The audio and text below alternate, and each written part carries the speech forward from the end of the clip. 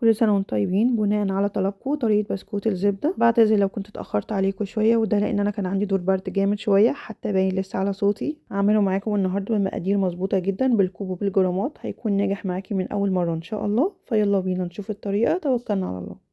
هقول لكم على المقادير بالجرامات وبالكوب، بس طبعا لو بالجرامات هيكون ادق اكتر، ولو بالكوب يبقى نفس الكوب اللي تعايري بيه الدقيق هو اللي تعايري بيه بقيه كل المكونات. معايا 500 جرام من الدقيق يعني 4 اكواب ومش بيكونوا مليانين قوي. 250 جرام من الزبده يعني ما يعادل كوب وربع، ويفضل في الشتاء تكون لينه بدرجه حراره الغرفه. معايا 50 جرام من السمنه، 2 معلقه كبيره. 175 جرام من السكر بودر كوب مليان. ربع كوب من الحليب. 2 معلقة كبيرة من كاسترد الفانيليا، بيدي لون حلو قوي للبسكوت، ممكن تستبدليه بنشا او ممكن تستغني عنه خالص. 4 جرام من البيكنج باودر، نص معلقة صغيرة ومش مليانة قوي. فانيليا، نص معلقة صغيرة من الفانيليا.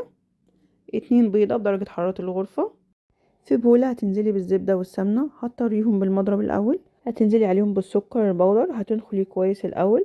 هتخفقيهم بالمضرب الكهربائي لحد ما يكون القوام معاكي كريمي واللون افتح. الاسباتشوله بتجمعي الجوانب علشان الخليط كله يتضرب مع بعض ويكون القوام متجانس. في المرحله دي بيكون المضرب الكهربائي شغال على اعلى سرعه. ده القوام واللون المظبوط اللي احنا عايزين نوصله. هتنزلي عليهم بالبيض، بيضه بيضه. تنزلي ببيضه الاول، بتخفقيها مع المكونات لحد ما تختفي تماما، وبعدين بتنزلي بالبيضه التانية. وفي المرحله دي بتكون السرعه مش عاليه قوي. نزلت مع البيض بالفانيليا وبكاسترد الفانيليا. هتخفقيهم كويس جدا لحد ما البيض زي ما قلت لك يختفي تماما. اخر حاجه هنضيفها ربع كوب من الحليب. كده القوام بقى جاهز معانا. هتنزلي عليه بالدقيق وبتدخلي الدقيق كويس جدا، ومع الدقيق نزلت بالبيكنج باودر. اخر كوبايه من الدقيق مش بتنزلي بيها كلها لان بتختلف كميه الدقيق حسب نوع الدقيق، ممكن مش تحتاجي كميه الدقيق كلها. بالسباتولا او باطراف صوابعك بتعجني العجينه دي، مش بنعجن كتير، مجرد بس ان الدقيق يختفي معاكي تماما. لو لقيتي العجينه بتلزق معاكي قوي هتزودي معلقه او معلقتين كمان من الدقيق. قوام العجينه بيكون لاين جدا وبيلزق بسيط، وبتختبري العجينه بايد نظيفه، يعني تكون ايدك نظيفه ومنشفاها كويس جدا من الميه، وبتختبري قوام العجينه. بتغطي العجينه الاول علشان ما تنشفش منك. ولو الجو حر في الصيف يفضل انت تسيبيها في التلاجة الاول لمده 10 دقايق، لكن عندنا الجو برد فهشتغل بيه على طول. استخدمت تيب 1 دي واكياس حلواني ليا استخدام مره واحده.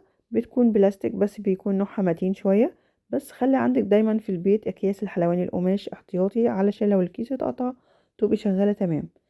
استخدمت صينيه مش مدهونه اي حاجه، وهتبتدي تشكلي فيها البسكوت بكل سهوله.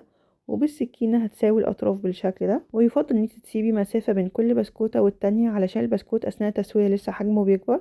بالنسبه للتسويه في فرن ساخن مسبقا على درجه حراره 170، بتدخليه في الرف الاوسط. بتكوني مشغله فرن وشوايه، لكن لو بشغل الفرن لوحده وشوايه لوحده مفيش مشكله.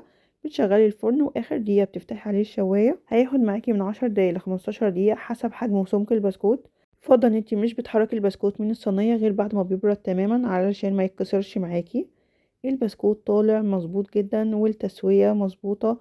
اللون موحد بجد خطير، واخد قرمشه بسيطه كده وفي نفس الوقت ناعم وهش. بجد لازم تجربوا البسكوت بالطريقه دي. وزي ما انتم ملاحظين بنص كيلو بس من الدقيق عملنا كميه حلوه قوي من بسكوت الزبده. يلا جربوه. اسيبكم في رعايه الله وحفظه، والسلام عليكم ورحمه الله وبركاته.